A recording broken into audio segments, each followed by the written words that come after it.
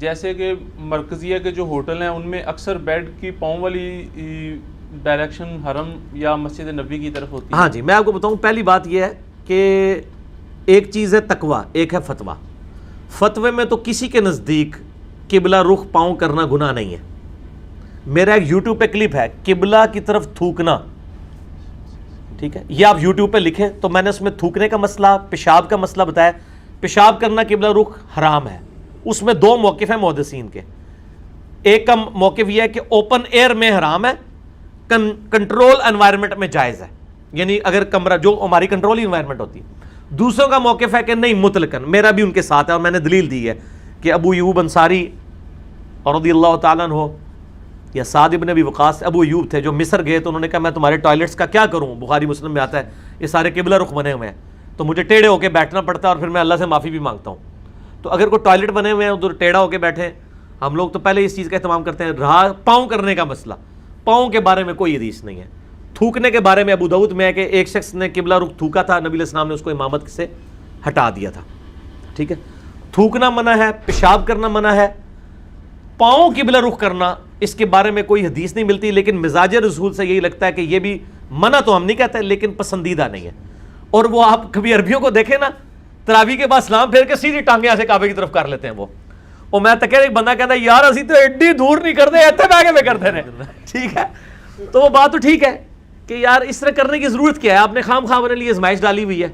تو اگر اس طرح کی کوئی چیزیں ہیں مجھے بتائیں، اگر بیڈ کے پاؤں قبلے کی طرف ہوتے ہیں تو بیڈ نے آپ کو پکڑا تو نہیں ہوا کہ سر تسی ضروری اتنے رکھنا ہے، لک وشکار رکھنا ہے نا. صرف بیڈ صرف آپ سے یہ ڈیمانڈ کرتا ہے کہ لک وشکار ہونا چاہیے. تو تسی سر ادھر کر لو تو تکیا اتنے رکھ لو، کیڑا مسئلہ، لک تو وشکار ہی رہے گا. بیڈ آپ کو ساری دور کرنے کی اجازت دیتا ہے، لک نہیں کرن دے گا، وہ کہے گا لک وشکار ہے.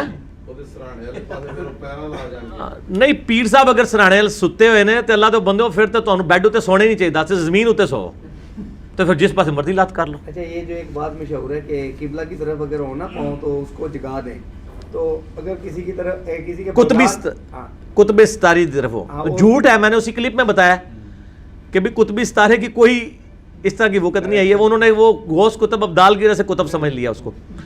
تو قطبی ستارے کا مسئلہ ہی کوئی نہیں ہے. اگر کسی مسجد میں زیادہ اچھا اہتمام ہے، آپ کے گھر میں گیزر نہیں ہے، مسجد میں ہے، صاف ستھرا ہے، بیٹھ کے وضو کر سکتے ہیں. جس طرح ہم لوگ تو ابھی یونیورسٹی سے اپنے آفیسز سے عادی ہو چکے ہیں واش بیسن پہ وضو کرنے کا، یعنی میں کھڑے ہو کے وضو کرنے کو کمفرٹیبل سمجھتا ہوں. بعض لوگ کہتے ہیں خلاف سنت ہے، خلاف سنت نہیں ہے. اس میں کوئی آپ سے نے کوئی اس طرح کی وہ تو کل کو میں کہوں گا کہ بغیر کوزے اور لوٹے کے وضو کرنا خلاف سنت ہے. ٹوٹی خلاف سنت نہیں ان کو نظر آ رہی ہے، کھڑے ہو کے خلاف سنت ہے. بھائی کھڑے ہو کے جن چیزوں سے منع کیا گیا تھا وہ منع کر دیا گیا. کھڑے ہو کے ایسی جگہ پہ پیشاب کرنا کہ چھینٹے پڑے وہ منع ہے.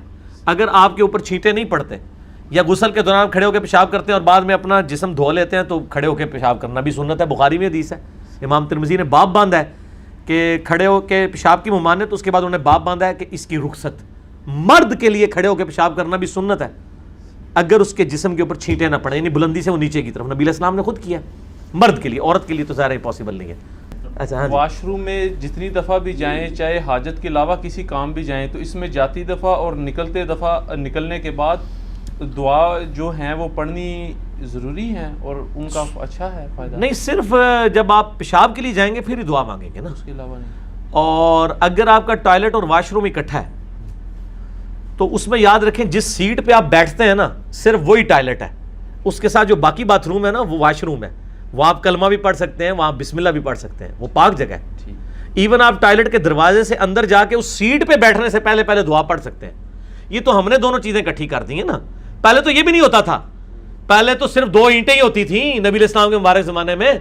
عورتیں بھی باہر جا کے ٹوائلٹ کرتی تھیں اوپن ایئر میں، اور اس میں کیا وہ دعا کے لیے انہوں نے کوئی کمرہ بنایا ہوتا تھا؟ نہیں. جب وہ 2 اینٹیں یا 2 پتھروں پہ چڑھنے لگتے تھے نا اس سے پہلے دعا پڑھ لیتے تھے. یہاں بھی جب آپ اس سیٹ پہ چڑھنے لگے دعا پڑھ لیں، اس سے پہلے والا سارا حصہ جو ہے وہ پاک ہی ہے، اس میں کوئی مسئلہ نہیں ہے.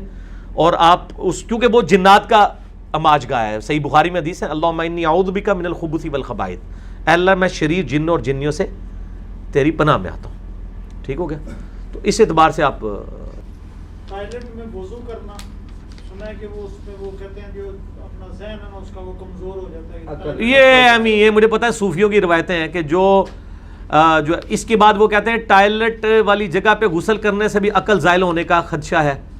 ان کو کہیں کہ اب آپ اپنی عقل کا علاج کرائیں, ٹائلٹ میں کوئی بھی شخص وضو کرتا ہی نہیں ہے, بتائیں کون ٹائلٹ میں وضو کرتا ہے؟